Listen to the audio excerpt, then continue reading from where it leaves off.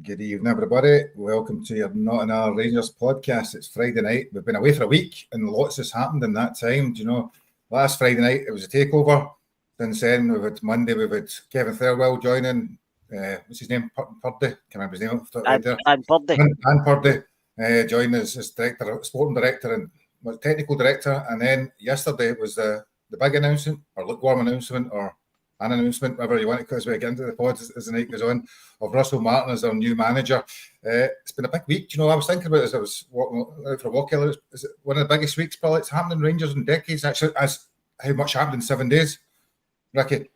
Yeah, probably since soonest, mate, and let's hope it's as big a revolution as what it was during their days. It's been, honestly, I must have watched about 100 Rangers pods this week. I've Rangers podded that week. It's been absolutely ridiculous. Thank God I'm not at home or I'd be divorced. My wife would be divorcing me, but I've been enjoying everyone else's content. So excited to get to talk about it tonight. I've been itching to get on with you guys and get tuned in it and get in about it. So let's go for it.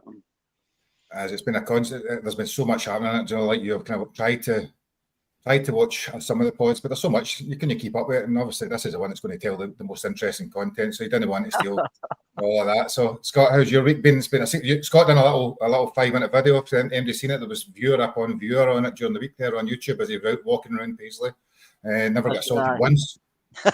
No, I didn't, Gary. I was running actually, I couldn't take myself, but I was out the other night with a dog, and I thought I was listening to a few stuff on my headphones, Heart and Hand doing one of them, and I thought I've got a few things I want to get off my chest, and I just rambled for 5 minutes and then cut it, and I might as well post this, so I did, and the views were phenomenal and the comments were good as well. So it's great somebody wants to listen to my 5-minute nonsense. I did say to Ricky that afternoon, right enough, I said to Ricky, you could do a 10-minute rant, Ricky, but he refused, Gary. I don't know why. You refused to do a rant yourself. I think that'd be more interesting. You've not given me the password. I don't even know how to post all this crap. I just sent you the link. You can pop pin and done it. Put my beautiful face here every Friday and that's it, mate. Get it in the comments if you want Ricky to be doing his wee viral video every couple of days. No. Nobody wants to hear that nonsense. Ricky can do it offshore, shows the scenery for his office, and do you know what I mean? Watch them drilling for oil there. So it's been a big week. So I'm going. I mean, there's pods have talked tactics, pods have talked style of play, and all sorts of things. We'll try and cover bits and pieces. We're no geniuses in any of this sort of stuff, but we will give our view on the big appointment. Mainly, we'll focus probably on the appointment of Russell Martin, but we'll kind of pick up on some of the other stuff that's happened over the week, and maybe some of the stuff that's get lost. I suppose first question, a very simple question, Ricky, is now the dust has settled, 24 hours have passed. There's been a lot of animosity yesterday. I don't know what is it. Yesterday, if yesterday was underwhelming, I don't know if we made it to whelming now when people are just if whelming's even a word. Is it whelming? When people think things are just all right now, we're accepting it. It's a lot of criticism yesterday. Some of the people in the pods and on the radio stations were going crazy. I know, but these radio stations, I mean, has anyone ever actually met any of these real Rangers fans in real life that call into these crazy shows with these Rangers haters that are on just talking absolute nonsense, mate? No, listen, I think after the euphoria of the takeover, we were all swept away with it last week. We were all excited, you know, the name, the 49ers, the good pictures of the American football at the stadium and American owners and Parag Marat and everyone was, you know, so after that, we were expecting this massive name to come in. And Ancelotti was that. I mean, it was his son. It wasn't the real godfather of football. But I think we all got a little bit starry-eyed and misty-eyed. And what we all were expecting it to be Ancelotti. It looked like he was the front runner and stuff like that. And Russell Martin, there is a lot of scar tissue from his time as a player at Rangers. I don't think many people are actually worried about that now and taking that into consideration. But his name was a little bit tarnished with the way that he played in Scotland and that. But once the dust settled and it had been announced and he did the press conference and most fans have had time to look into it and stuff like that. It's exciting. It's exciting now. He plays a good style of football. He spoke really well. So I think the mood has changed a lot. It's going to be very interesting to see how things go at the start of the season. I mean, I see people saying he's not going to get time and people are going to be on his back and blah, blah, blah.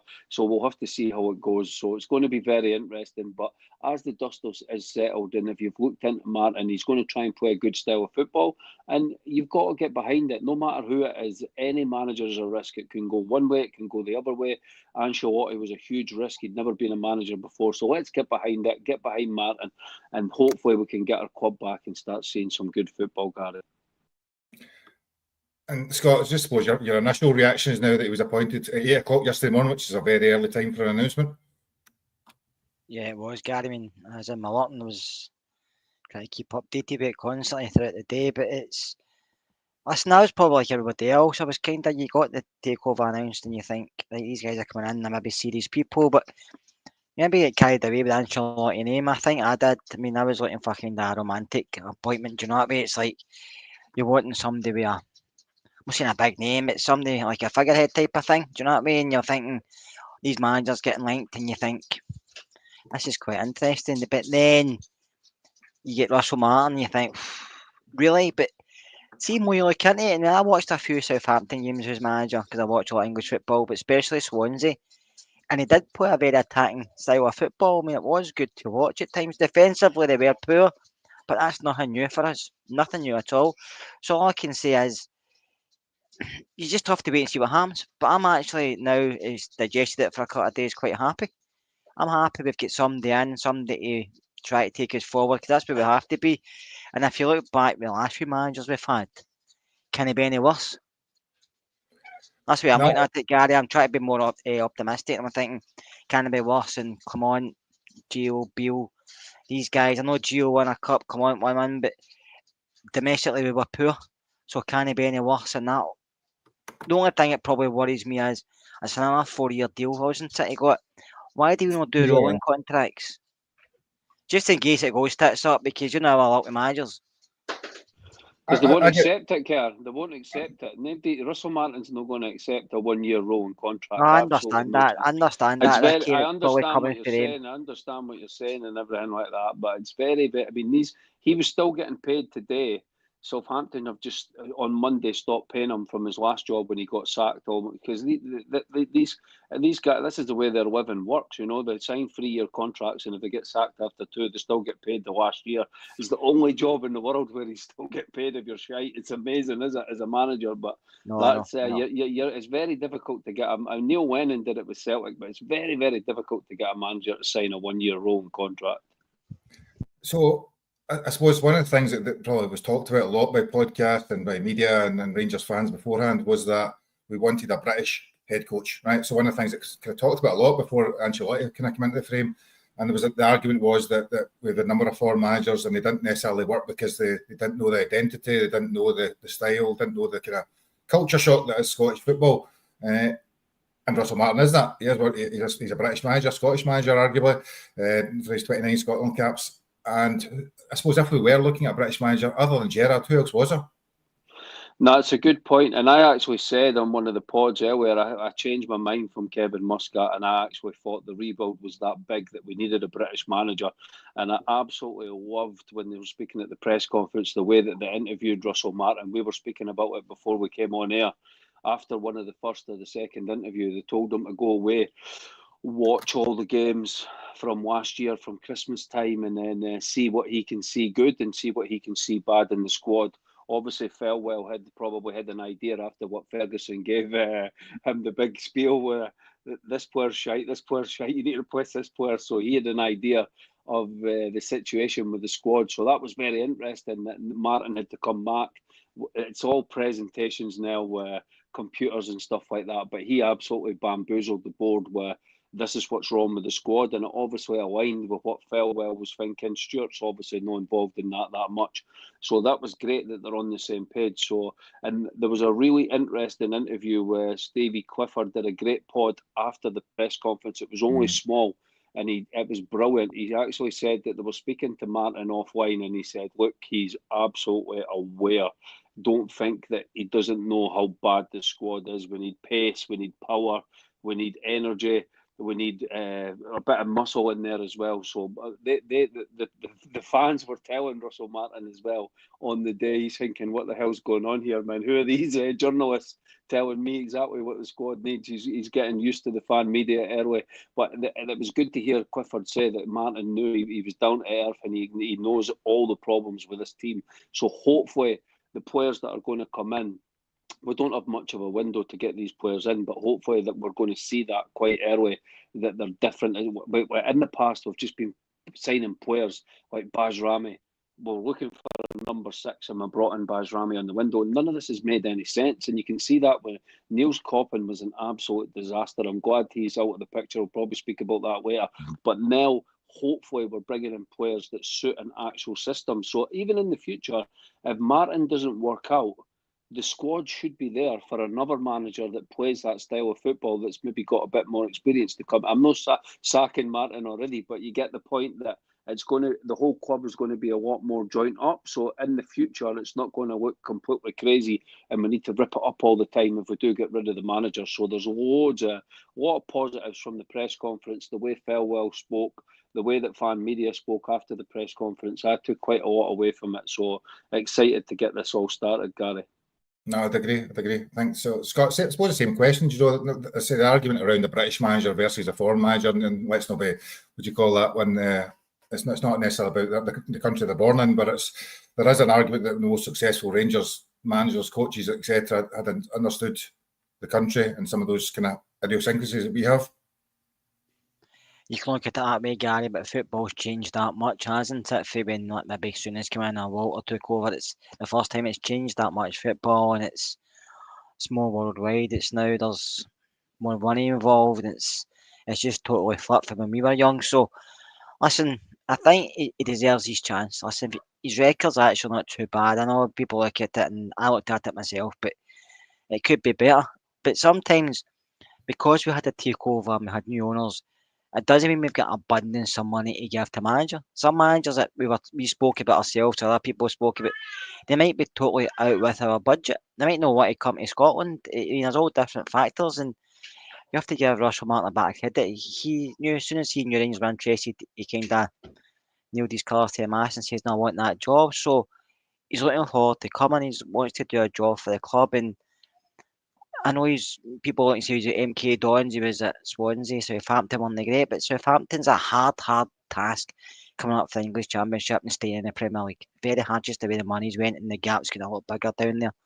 So I know Scott's here, can't let you say to me his record's right, but his record wasn't much different to fellow managers previously. Do you know what I mean? It's managed elsewhere. I mean, I've heard a couple of people, I've seen a couple of people on the TV and also listening and reading that what happened with Barry Ferguson yesterday. I mean, like, you're talking about records. Barry Ferguson's record was poor. Do you know what I mean? But because it was Barry Ferguson, he got a wee bit of rope to play with, and Clement's record was decent, but it didn't work.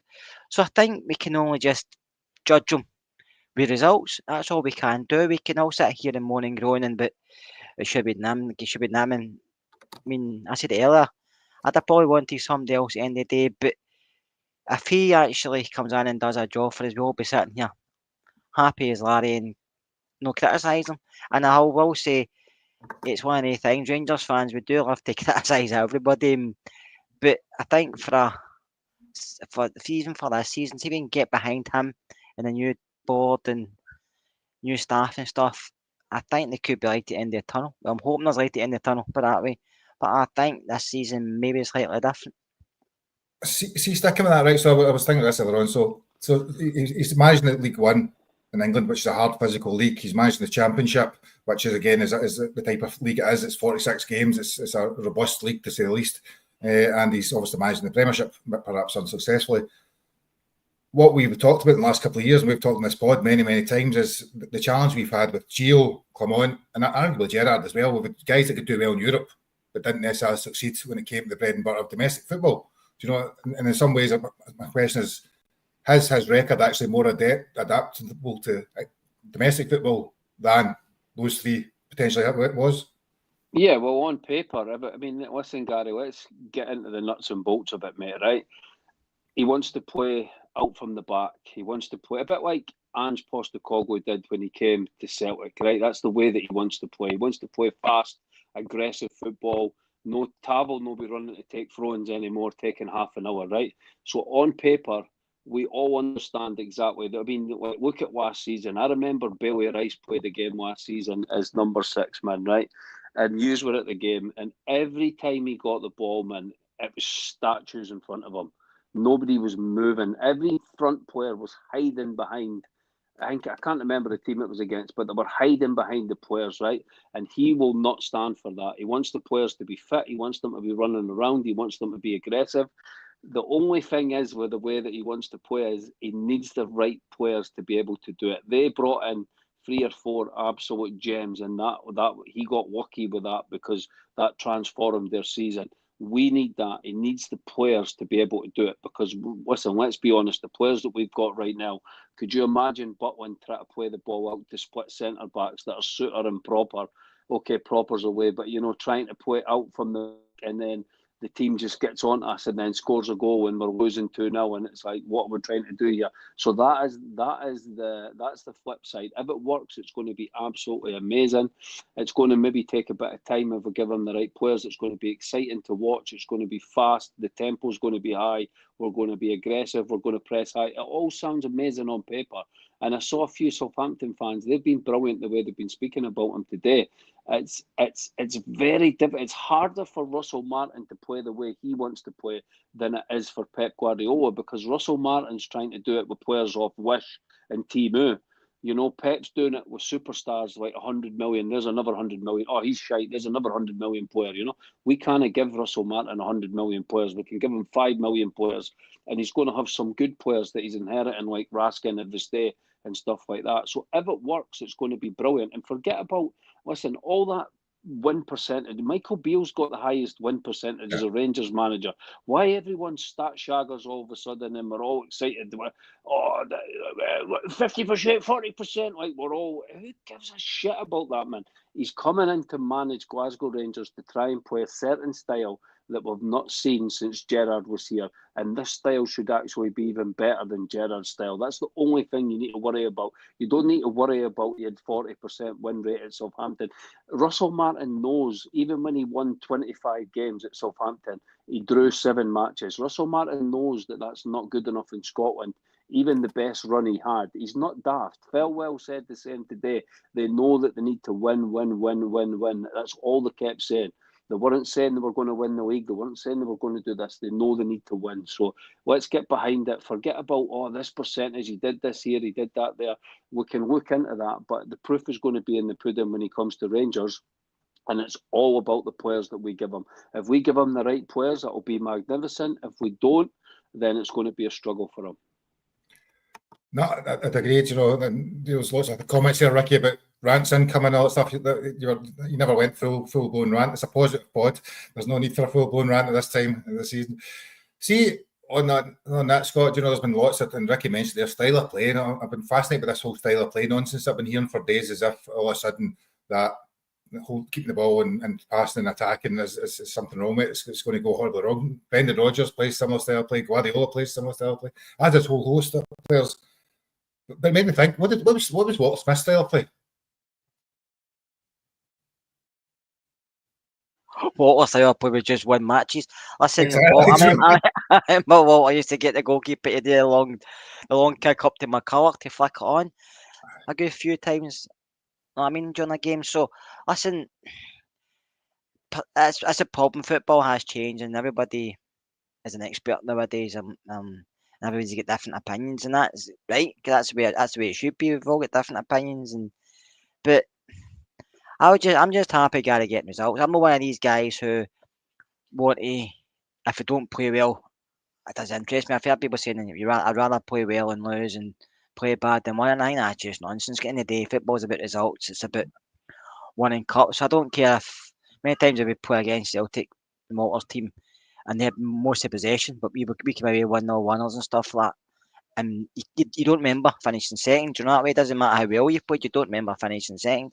So I'm just happy that we're moving forward as a club, off the park and off the park. And I will mention Tav. I know I've been winding you up about it, Gary, because I know you just took down the poster that was behind you earlier on before we come on screen, but I've got it in front of me. I can see it right now. you signed it 3 times as well, Gary. It's that bad.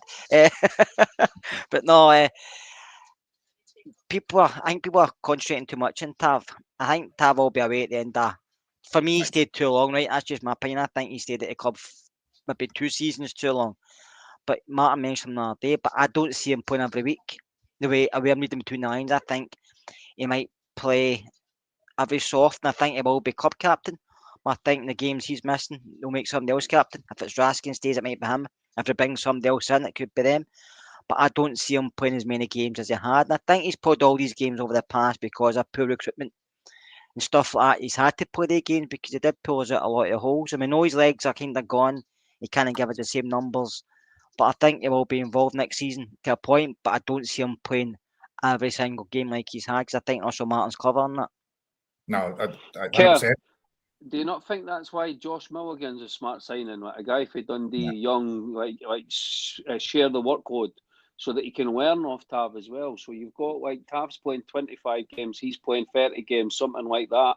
And the same with I think that would be a good idea. I don't know why fans turn their noses up at Scottish talent like it's the worst thing in the world because he's not, and then it's like they go abroad and suddenly we should have signed him.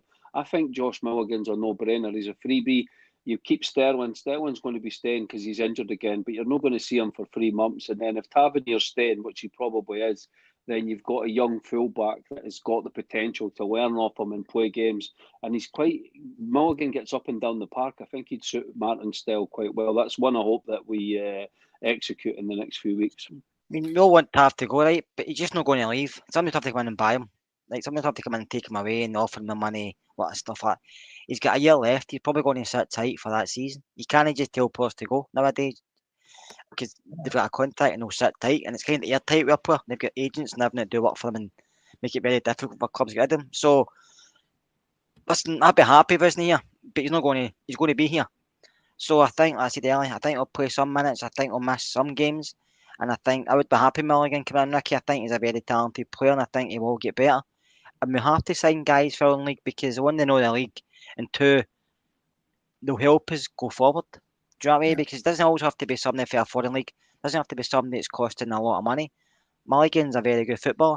And like Lyle Cameron's coming in, playing with better players, they're going to get better. And that's what we talk about the player rating model.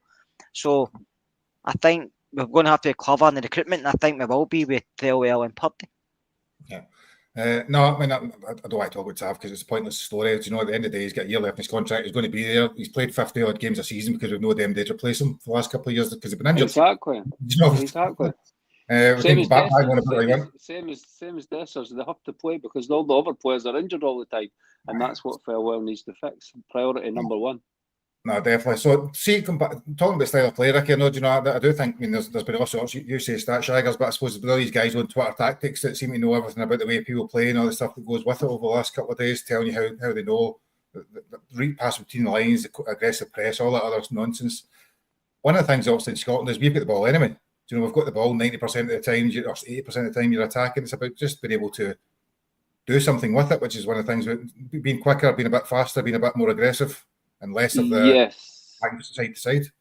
Tempo. It's all about the tempo. I mean, you guys go to the games all the time. You were at Hampden, and how many times did you go and watch a Comont team and the board the living shit out you? I mean, the players are just standing there.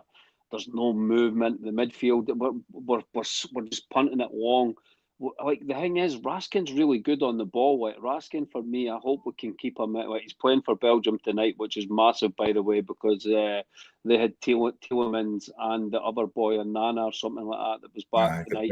So I think we're going to get some massive bids for Raskin. People are saying that he's only worth this much, that much. He's going to be worth an absolute fortune. But if we can keep Raskin in that midfield, we need to play through the midfield, give the ball. The way that PSG did in the final, we're not going to be that good. But the way it was just bang, one midfielder just taking responsibility, boom, boom, boom, 4 passes, clean through, goal. Absolutely amazing. You don't need to be playing it. Like, I know that people are a bit worried about possession, thinking that we're going to be playing 25 sideward passes and stuff like that.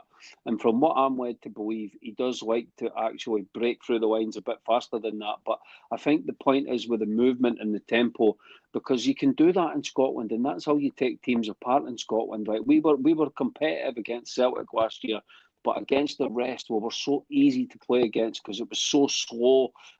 We go into this with even during Gerrard, we used to do this with Barisic and Tav when we always go to the fullbacks. Now we've got Yefty and Tav, and it's these long, loopy balls into the box, and there's nobody in the box. Dessers is standing there. It's dire to watch. So it's all about tempo, Gary. If he can get tempo, movement into the play, which he says he's going to do, so that it should be quite exciting to watch. So, and people are going on about styles, and listen, they said that as well. At Rangers, you just need to win. But how good and refreshing would it be to watch a Rangers team that are winning every week and playing good football? I mean, imagine we were playing the way that Warburton did in First Division, and we brought that into the Premier League with better players, and it was exciting because the football was great when we were playing like that. So we can play like that and be winning 3, 4, 5-0 not every week, but some weeks, and getting that excitement. That would be amazing. Do you think, I'm going to start with you, Ricky, then do you think that, obviously, the Clement's style of play was transition-based, it was get the ball forward quickly, lose it, but go on, or whatever they call that. Gio's was horseshoes, people talk about regularly. Gerrard didn't have a great style, to be honest with you. Most of the time he struggled. Europe was better. But do you think the style that we will play, more possession-based, will potentially be better for Scotland, but worse for Europe? Yeah, well, possibly. But I mean, listen, we had a good run in Europe and we were good away. You can still play that way. I mean, I don't think Russell Martin is going to be going into Europa League games and be the Harlem Globetrotters and be playing like this mad, expansive football. He's no daft. He knows that he needs to adapt. When you're playing players like you're playing a team like Leon with Cherky and players like that are absolutely outstanding, you kind of just he's excited. I think that's why he's came to Rangers. He's excited of the challenge. Probably the Europa League this year, if we're being realistic, but it'd be some miracle he got us into the Champions League. That's the he wants to go up against these coaches and against that team, and he's got that experience from the Premier League. So it's easy to say, oh, it's going to be better. It's going to suit Scotland, and it's not going to suit Europe. But I'm sure he would adapt. So we've got to wait and see. And this is the things that are going to be interesting for next season. But it's very difficult to say it's going to work in Scotland, but it's not going to work in Europe. I think that's a bit harsh on him. You've got to trust the process, trust the manager, trust that he's going to get the players, and hope that the whole package is going to be there. No, I'd agree. I suppose I'm just probably making the counter argument that we've heard for the last so many years that we had a good European side and a bad league side because of the style of play. Do you know, and arguably if we do it the opposite way, that should give the opposite results. And that's the way that people describe it. See, I suppose one of the things you talked there about was the Champions League there, Scott. I'm going to come with this. So the Champions League, you posted on our group chat about the various teams we would play. And I think if I remember rightly, you could effectively play Panathinaikos in the first round, and then something like Fenerbahce in the third qualifying round, and Benfica in the playoff. How much do you think he will get battered if we don't succeed in the Champions League at the start? But how much are stick to beat him with, do you think? I think that's very unfair. I think it's just one of the things, Gary. I think if we don't qualify or don't even get through the first round, I think he will be criticised. I think probably rightly so, to be honest with you. But we all remember back to Malmo, didn't we? With Gerrard, and we failed miserably. So I think we have to get, I don't know if it's Patrick Stewart or something else mentioned, maybe bringing in 2 players before that game. And I think we need more than that. But I think it depends on who else goes out, who's available, who they can bring in before that. But listen, every game's hard in Europe nowadays. Doesn't matter who you face. We've known that ourselves, looking back to when Pedro was manager. Do you know what I mean? Every game is tough, but we always do well in European football. I mean, we probably should have beat Kiev. It was just unfortunate that night what happened, but we were also quite poor at the end of the match. But I think we will do enough to go through the first qualifier. Will we get to Champions League?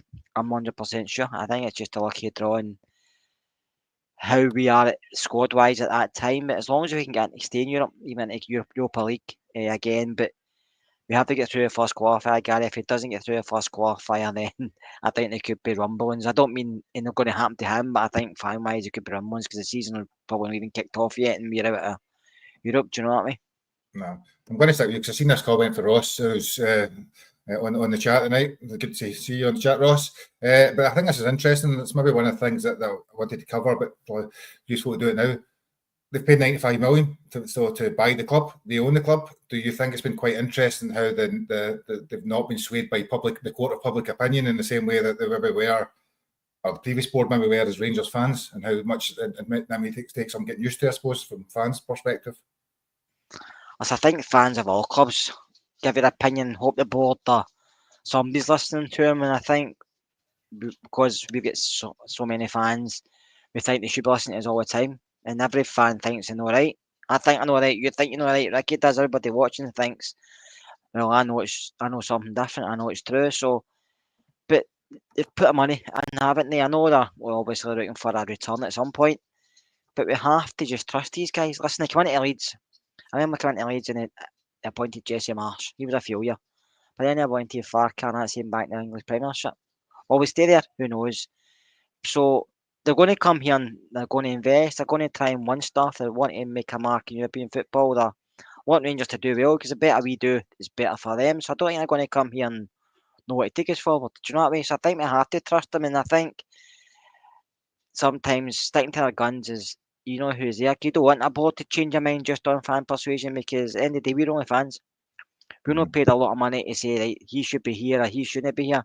That's up to the people in charge and up to the football staff department, do you know what I mean? So we've seen that happen. Well, obviously, there's rumours going about it. I don't know if it's how true it is, but by all accounts, it is that the board went for Clement and no Lampard because they heard what the fans are like, and you see what's happened now. I'm not saying Lampard have been a success, but that's the kind of thing that happened. I'm just happy this board have stuck to their guns. I think they showed more on them if they changed their mind at the last minute. Mm-hmm. Do you know what I mean? Because that, to me, that would mean, well, they're looking for favouritism. They're looking for something straight away for their fans. They're looking for a bit of leeway for their fan base. But I think if you've got a man that you've interviewed a few times and you think this is the guy to take us forward, no matter what anybody else says outside the organisation, you go with that guy. And I'm happy they did that. Scott's probably disagreeing with here, saying I think if you spend money to buy anything and you don't give it to the customers, but isn't what they want, they'll step away. Not sure that's Gary, we've been worse than a bowling club for the last 3 years. For God's sake, Scotman, what do you want? I mean, Jesus Christ, we brought in Michael Beale, got rid of the director of football. He was swanning around Europe, showing them video presentations to sign players. It's been absolutely embarrassing. It's been like a pub pool team. When you see Patrick Stewart speaking about it the last few days, well, how bad it's been the last couple of years. Then they brought in Clement and they were going to bring in Lampard, but because X was going mental, they got rid of that. We didn't listen to Souness and brought in an absolute disaster from Belgium. So if Scott thinks that they should have binned Russell Martin and then brought in Ancelotti because we were moaning on X, then thank God he's not doing the interviews in the Blue Room, that's for sure.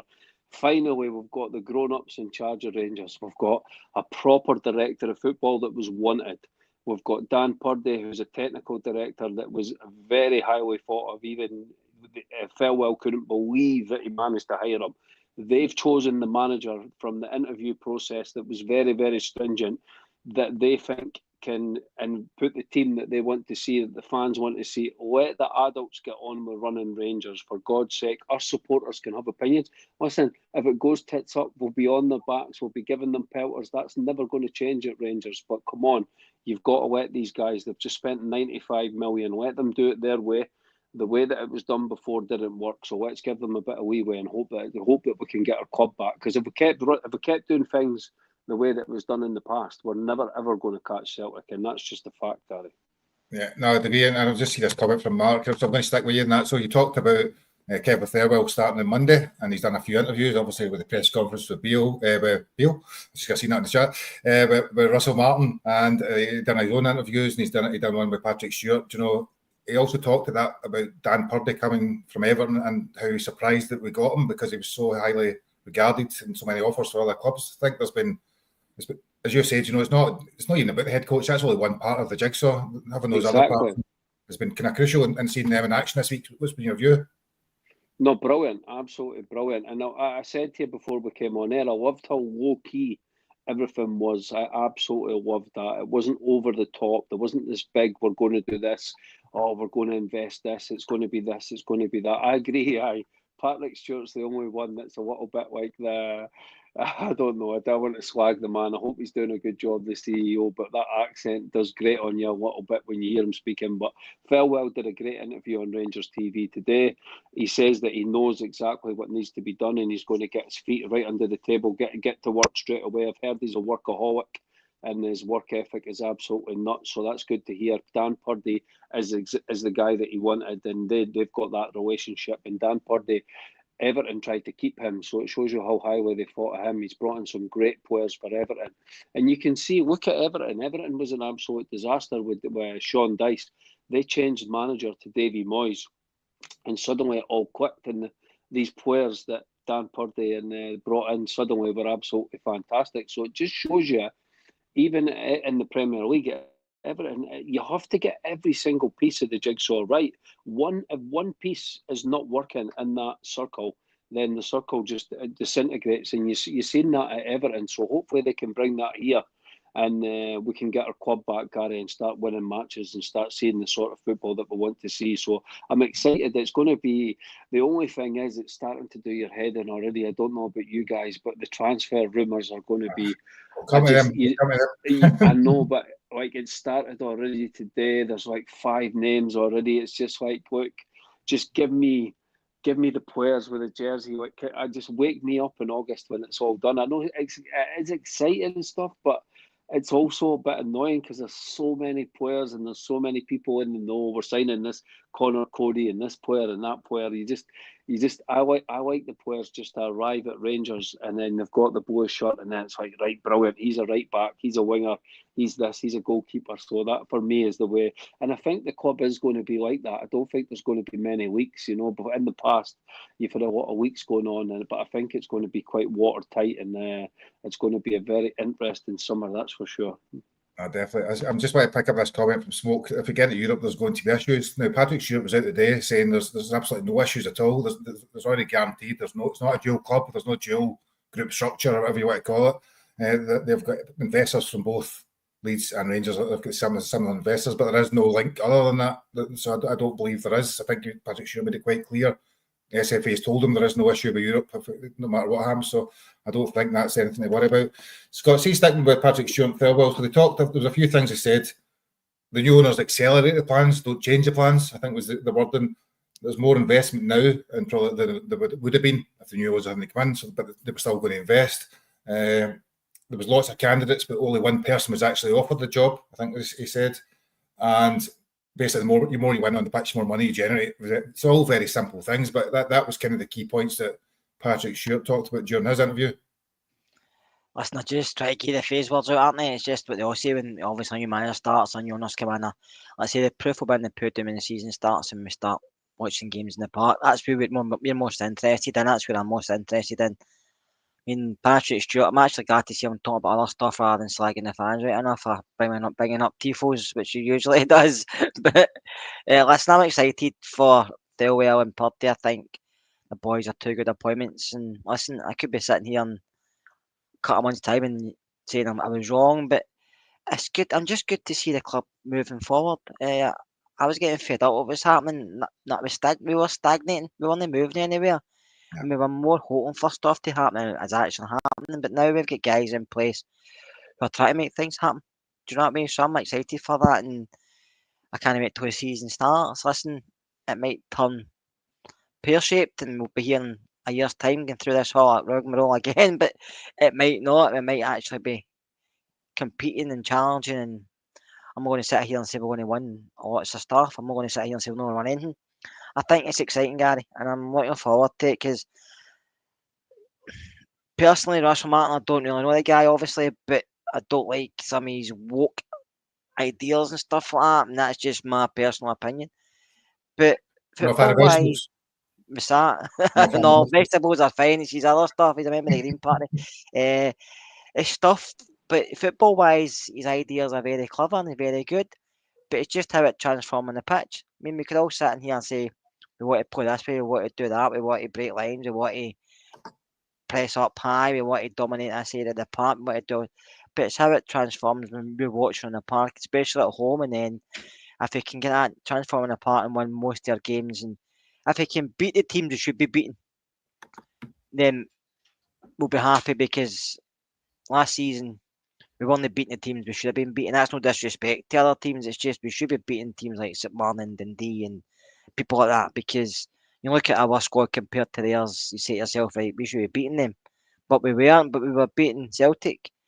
But it wasn't getting us anywhere, we were getting further and further away from them in the league. Do you know that way? So if we can turn that around and make us challenge and make us competitive and even take the league title race by Christmas time, I'll be excited, because it's not been by. I know Clement nearly took it to when he first came in, but apart from that season, Gary, we've not really touched them at all domestically, as in challenging for the league, and that's been poor on our behalf. So I'm just hoping he does that. And listen, like I say, I'm not going to sit here and say I wanted Russell Martin, but I'm happy he's here now. Listen to him, listen to the board, and I'm excited for the season to start. Yeah, I see. We did talk about this earlier on, at the start of the pod, but I'm just going to cover it quickly when Ross put a comment or opinion on the recruitment. One of the things for me, and I'm just not on the host, but it was robust, I think was the word. You know, it was extensive, as Ricky Wooden talked about beforehand. There was 7 interviews, did you say, in months, a couple of weeks upon weeks of reviewing games and performances and giving proper PowerPoint, or what was the PowerPoint said, but it was some other presentation. But it was more robust probably than most people probably realise. They just think meeting a coffee shop and sign a deal. It's smart. It's actually a really clever way of doing it when you think about it. You're a football manager, so actually really, I mean, everyone thinks that like football manager interviews are just like, I mean, maybe the one at Dundee with Stephen Presley was, but just imagine them to be old friends. So how you doing? Oh, we're going to play 4-3-3. Oh, you've got the job. But the fact that you had to go away and study the team and watch all the games, which was a chore in itself from the January period, and then analyse and then say to Farewell, because Ferguson's gave his opinions. I know we've swagged Ferguson and everything, but I'm sure he said about Niels Coppin, I'm sure he's pointed out players in the team where it needs to improve and get better and stuff like that. So if Farewell already had his idea, and then Martin came in and like went through everything, and they were obviously aligned with what he was saying and stuff like that. So I thought that's a great way of doing it and very interesting. And that gets Martin ahead of the game. Obviously, he's going to watch what he's actually said he watched it with his coaching team. So that I thought that was really, really, really interesting. But listen, he needs. It's ridiculous the amount of players he needs, Gary. And I mean, that's another pod in itself. But if you're being honest, I mean, if he's going to play out from the back, Butland. Right, like Ricky, I'm going to go with this, right? I want to ask you a question. You moved me nicely on a question, right? So I'm going to give you. So he said there that he said in his interview, he said we won't be able to get everybody obviously before the Champions League qualifiers, but we'll be able to get some in, and we need to get someone in certain positions. I think was his words, something like that. Anyway, so I'm going to ask you both a question, right? And this is because I don't want to go for everybody. 3 positions. If we could fill 3 positions by the time the Champions League qualifier comes in 6 weeks, 7 weeks time, what 3 positions would you prioritise? So right now, it's obvious. Right, we need like the squad. We need a right winger because Czerney's gone. We don't have any right wingers. I would say a goalkeeper because Butland is he can't play that sort of football with Butland. Butland's worst attribute is the ball at his feet. He's shit with his hands as well, or he has been for the last year. But with the ball at his feet, I would imagine him trying to play that, and he just keeps punting it out the park. And the other one right now would have to be another centre back. We've only got John Souttar. He's the only centre back we've got left. So. Like that's not like we need more than that, but that would be the 3 positions right now because we don't have any. We don't have any centre backs and we don't have any right wingers. So they 2 positions are a must, but the goalkeeper as well for me. So Scott, I'm going to come to you in that same question. So 3 positions you could fill before the Champions League qualifier, and because you won't be able to bring in 15 players by then, so let's go 3. No, you won't, but I'll probably say 3. Like you mentioned, the keeper, centre back, and not do anything you could do with Kelly. Liam's fine, Gary. He's fine. He's not Rangers number 1. Liam's fine. I'll probably say Jack Butland's a better keeper, a better goalkeeper than Liam Kelly. Exactly.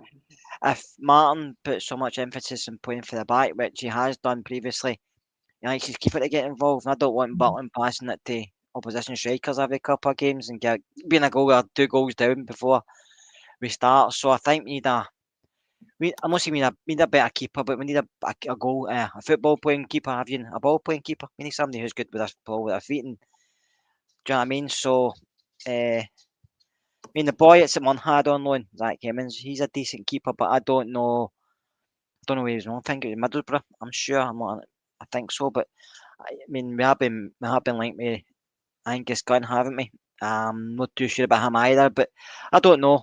There's going to be a lot of names linked, especially guys that Russell Martin's managed and guys who maybe at Thelwell's. Joe Aribo, come back.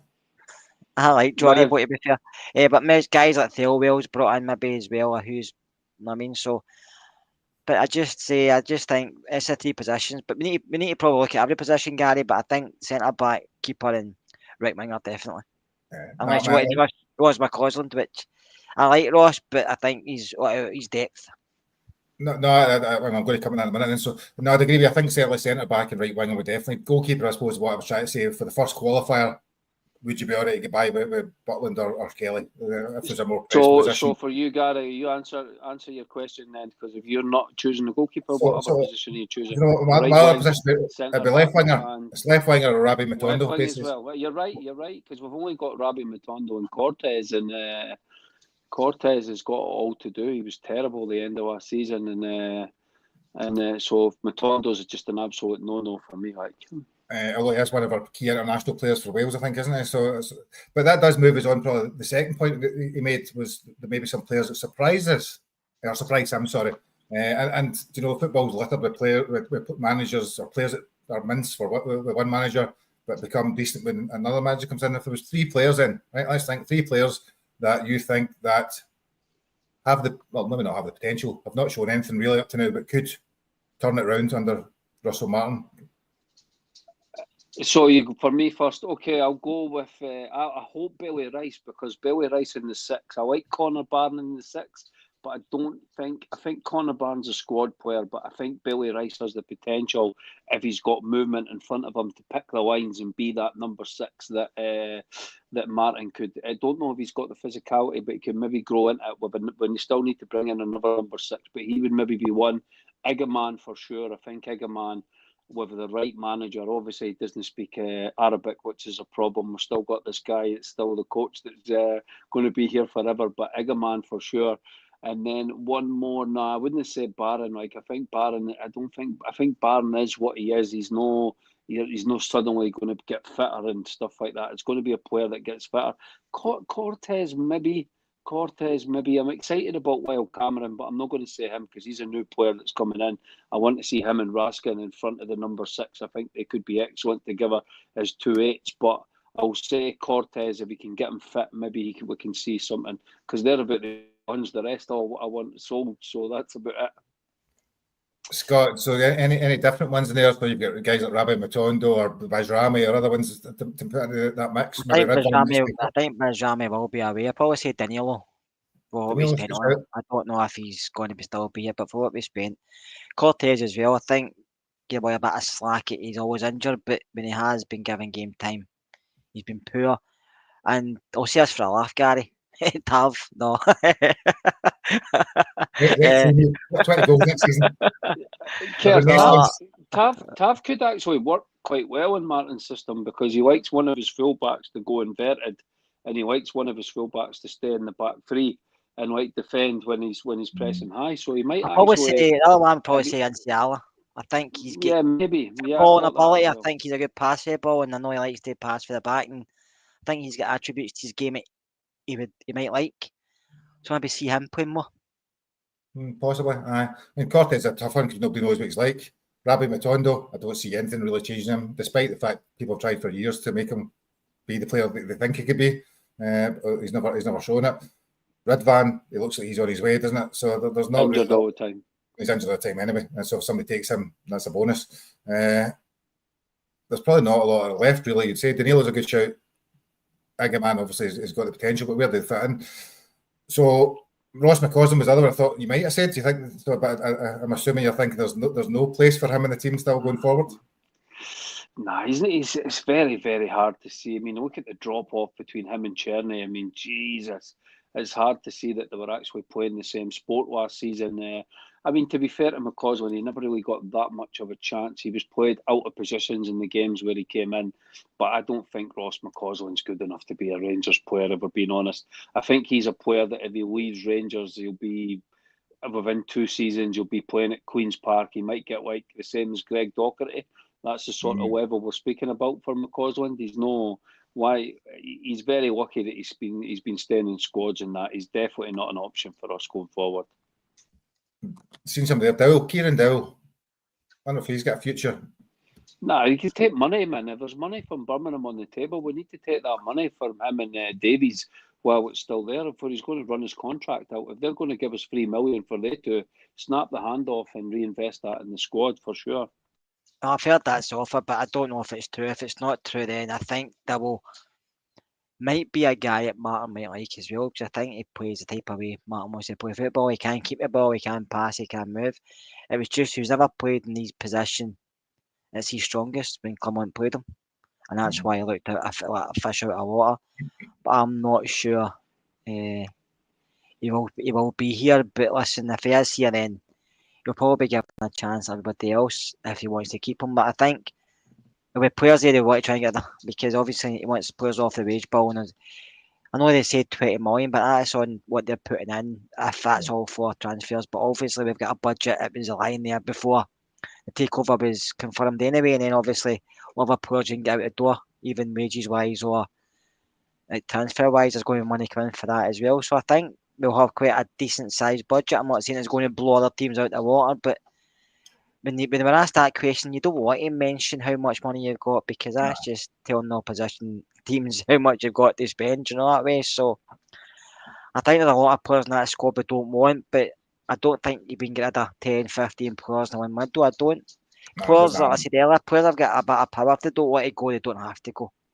Do you know what I mean? You just can't say to somebody in the workplace that you're sacked for no reason. Players could just dig their heels in, because they're getting a good salary. So unless their salary's matched elsewhere, they maybe stay for the January window. You don't know, but I'm hoping that Birmingham do buy Davis and Dowell, but I don't know, because by all accounts they've got quite a bit of money to spend, and they've been linked with a lot bigger names than they two. This is giving me PTSD speaking about these players, Gary. Man, this is a positive pod. And, right, let's get positive again. Let's get positive again. Man. See, speaking about these assholes that have been honestly involved in this team and for the last... I'm going to make you happy. It makes you angry just thinking about your Dowells, your Matondos, your Yilmazes. Get them all to fuck. Sorry. So I know. Let's talk transfers then, Ricky. Let's talk guys moving on potentially. So you've got Robin Prepare, even as I like to call him, allegedly heading back to 20. That's been one of the links. There's been many links, obviously. There's Connor Cody potentially linked with coming to Rangers. I don't know much about him recently. Yeah, well, the last couple of years. Proper got off the plane with his arse hairs tied together, and he never managed to untie them. He's been dreadful since he's there. It's actually hilarious watching him try to defend in Scotland the years that he's the season he was here. But apparently it's shake hands, the same money almost that we paid for him. So Connor Cody's an interesting one. He's on the decline a little bit since he played really well for Wolves. Had a good reputation. Apparently, he's not got that much pace, but I don't know if that's... I think he would be... We need some experience in that dressing room. That is very, very clear, right? And we can't just be signing, I know this, okay, let's just sign all these assets, these young players. We do need to bring in some young players, but this dressing room, for me, we lost so many big characters. Liam McGregor's, Steve Davis, Scott Arfield, great lads, great characters, great professionals, and these guys need to be replaced with guys that know and that come along on this journey that Russell Martin's hopefully going to take us on. So for me, Connor Cody's would be a good one to bring in for one of the 4 or 5. Well, if you've got Suter, Enciawa, Connor Cody, we still need another 2 centre backs.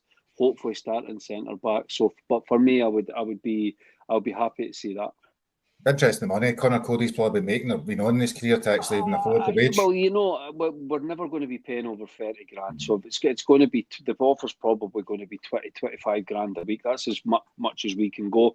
But I mean, when you've played that long in the Premier League and you've got that sort of money, Gary, Rangers becomes an exciting, because it's a different sort of experience to play in the Champions League, playing this. So for me, that would be interesting if we could get a few of these guys up the road. I like with some of these players, but there's a few players from the Championship that I'm a bit worried about, that you see as liked where that you think, oh wow, so I hope we don't bring in too many Championship players, because it never worked under Warburton, so I don't see how it'll work under Russell Martin. But I think it will do. Connor Cody's 32, Gary, and I quite like him, I have to say. I've seen him a few times with Wolves, seen him with Leicester. He's a very experienced defender, and I think if Balogun's away, he's a perfect replacement, just depending obviously what he wants to come. But I know he likes his kids run about at times in Rangers strips. I don't know if that's just when you're young you got a different strips for different teams or whatever. But listen, I would take him because I think he's experienced enough. I think he understands what Martin want to play. And I think he's a good player to bring about the squad because of his experience. He's played for England, I think, about 10, 11 times. So I think he'd be a good backup for us, or even like starting most games, because pace-wise, yeah, he's not the quickest, but I think he's reading the games a lot better than Proppers, and he's a bit more physical. And he's one of these defenders who puts his head into places maybe other defenders don't. That's the type of defender he is, yeah. And he's a decent passer of the ball. He's not great, but he's 32 and his experience, and you're replacing Leon Balogun. I think it kind of makes sense. Makes sense, yeah. 100%. Obviously, just like I said, just depending on what money he wants to come up the road. You don't break the bank for him, do you? But if he's willing to come up here to extend his career for a year, for a couple of seasons for not a lot of pocket change, and you say to him, right, we'll do that. What about 39-year-old or 38-year-old Jamie Vardy? 100%, mate. That guy's mental. He's on Red Bulls. The only thing is his wife. I mean, imagine the director's box next year with Lucy Pinder and then Rebecca Vardy sitting in the director's box, when all the perverts will be having a field day in the main stand. No, it'll be Vardy. Vardy's amazing, man. I mean, the guy's mental. He's never been in the gym in his entire life. He drinks 10 tins of Red Bull a day. But if anyone is saying no to Jamie Vardy, then honestly, you're watching at different Rangers than me. The guy's full of energy, still scores goals. He's going to get into great positions. So I know he's lost his pace and stuff like that. But listen, the guy was still banging in goals in the Premier League last season, for God's sake, man. A few seasons, 38. We can get 2-3 seasons out of him like we did Defoe. So for me, absolute no-brainer. Get it signed, get it done. He's not going to start every week, but if you get 20. Like exactly the same as James Defoe did. Also, he's a very experienced. He's meant to be a great pro, crazy guy, absolute mad guy in the dressing room. So for me, I would like to see Jamie Vardy for sure. I'll say same about Vardy. I'll say as in only yes if he's willing to be a team-friendly deal. I wouldn't go over the boat. I wouldn't go over the odds for him either. Yeah, I know he'll probably will score goals up here, but as 38, his wife's as mad as a bag of cats, and should be good for the Netflix documentary. The Rangers, this one as well. But I think he would bring something that we're lacking. But he's not saying you can build your team about it. He's just one of these guys you bring in for an impact. Yeah, an impact like James Defoe came in, but James Defoe knew he was coming as just maybe a role player. And if Vardy's happy with that, then you take him. But I wouldn't be breaking the bank for him either. Care, imagine when he scores at Parkhead, man. Oh my God, it'll be absolutely hilarious. He'll be giving it to Gaza. I'll not do it. I'll get banned for the pod. But imagine Vardy. Vardy at Parkhead, man. The guy's mental. We've also linked an Israeli striker about that, which is interesting. So it's been a few strikers that we've got Dessers, Danilo, and Egeman. Presumably until one of them goes, you don't bring in another striker. Well, you know the guy from that started the Journal. Is it the guy Kai? Is that right? Is he the guy that started the Journal? Yeah. He actually did a thing on X this morning, and he was looking at 3 strikers that are the same as Jelavic, and he just did it out of the blue. On that Y Scout, he went and picked out 3 players, and his number 1 option was the guy. So I don't know if the Daily Record took it off X and sort of went with it, but we've been linked with him before. Israeli striker from Maccabi Tel Aviv, Dor Turgeman. We'll probably be arsing up how you say it, but he looks really, really lively. He's not just a striker; like he takes on players, he beats a man and stuff like that. And it would be good. It would be good to bring him in. It would be great. He looks really, really promising. So 21-year-old as well. So someone was saying in the comments about, we can't sign Vardy. We need young strikers. You need a mixture of both. I would be quite happy, and I'm not saying anything about Dessers. I would be happy to change all three of our strikers next season. If we had Vardy, Turgaman, and one more option, like a new striker. I mean, Miovski's available, the one that played for Aberdeen. He might be an option. 2 million, no bad bit of business there. I'd be very happy with that. I think with Dessers, Dessers has been playing well over the summer and stuff like that, but I think there is interest in him. He said it himself for Nigeria. Olympiacos are interested in him. So if you're getting, it'll be big money for Dessers. They'll be offering 4 or 5 million because his reputation was sky high after the way that he played in the Europa League. So if we can get that sort of money for Dessers and reinvest that in players that are a bit more suited to the way that we're going to press and stuff like that, then that's fantastic business. No, do you know there's millions of players? You may think they're Trabzonspor are linked to every single Rangers player or ex-Rangers player. They're allegedly want Joe Aribo now. No, everybody. Them in Birmingham, Mike. Them in Birmingham are incredible. The worst accounting systems in the world. They just literally just look at who played with Rangers at one point and go for that. Bizarrely, there's millions of players. You know, I won't go through them all. You know, I'll try to pick a few other things that popped in. Newcastle are set to sign one of our 16-year-old highly rated left backs. Apparently, was it Oliver Goodbrand? And we've talked about this. Maybe we'll come back to this in another point. But that issue in Scotland is any good players, really good players, get taken away for nothing. I think Willie Irvin was going to put a thing on X about like the last 5 years, how many players.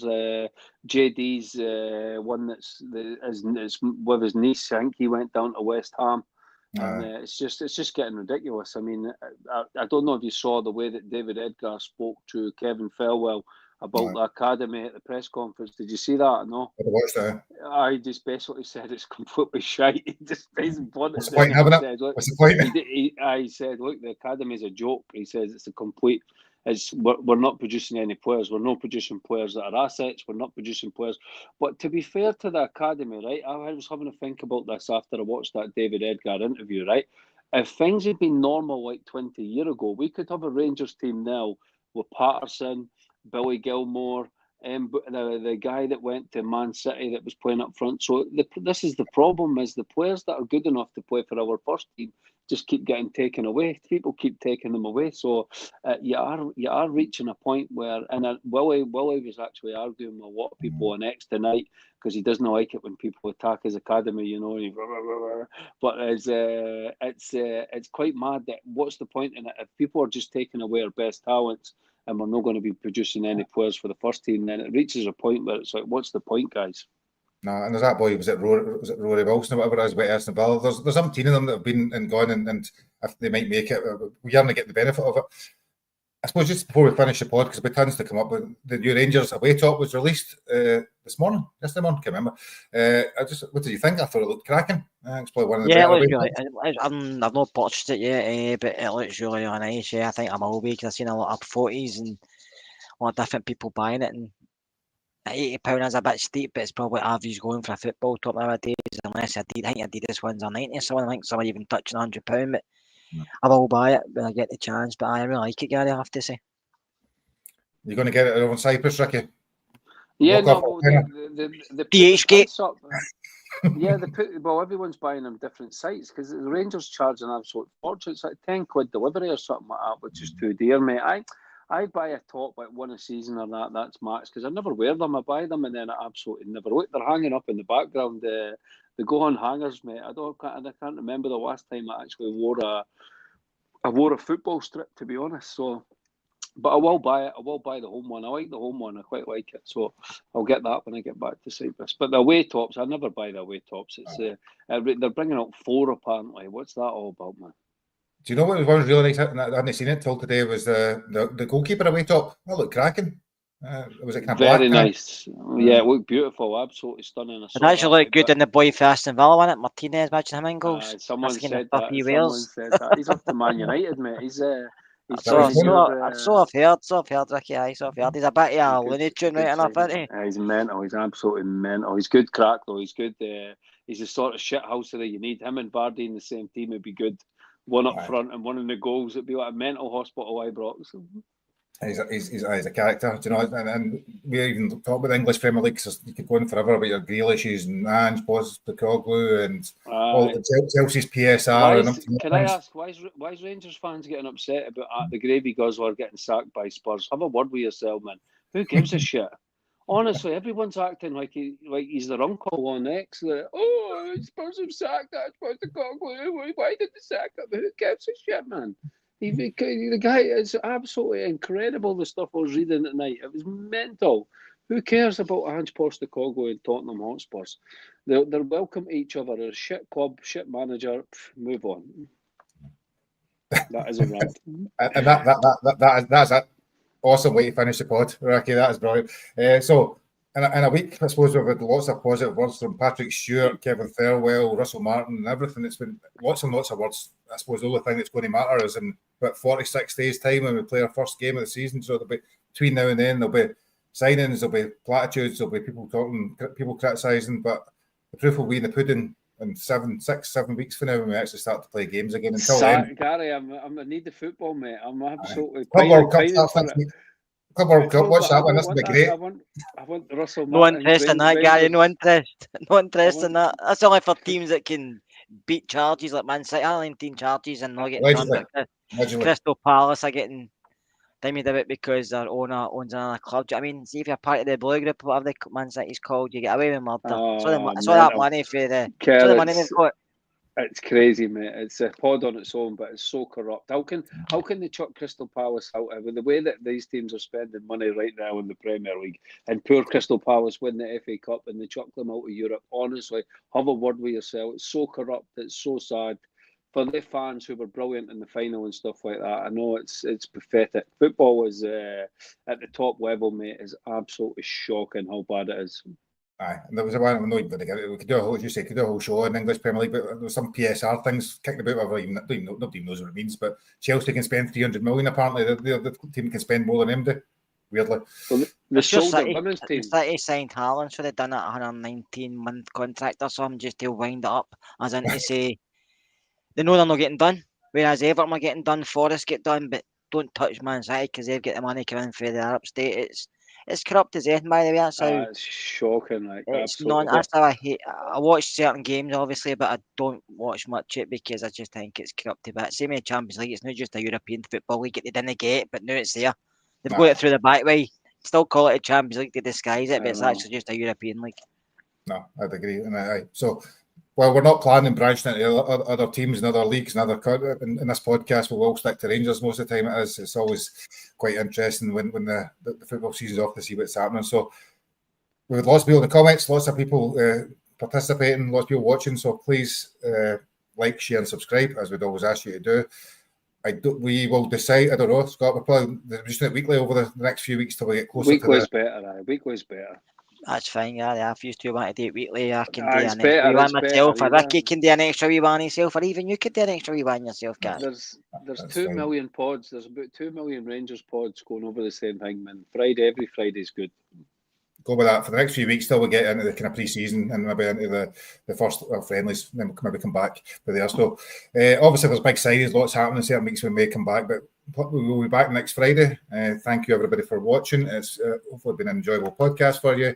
As I've seen a few times in the comments, Russell Martin's Blue and White Army seems to rhyme pretty well, trip off the tongue. Maybe not quite yet. Scott Kearney's no singing it, that's for sure. He's slagging them all night. Russell Martin's vegan sausages. Yeah, that's it. Greg's is making a fortune. Right, so anyway, thanks for watching, everybody. We will see you next week. Enjoy your weekend. Bye now.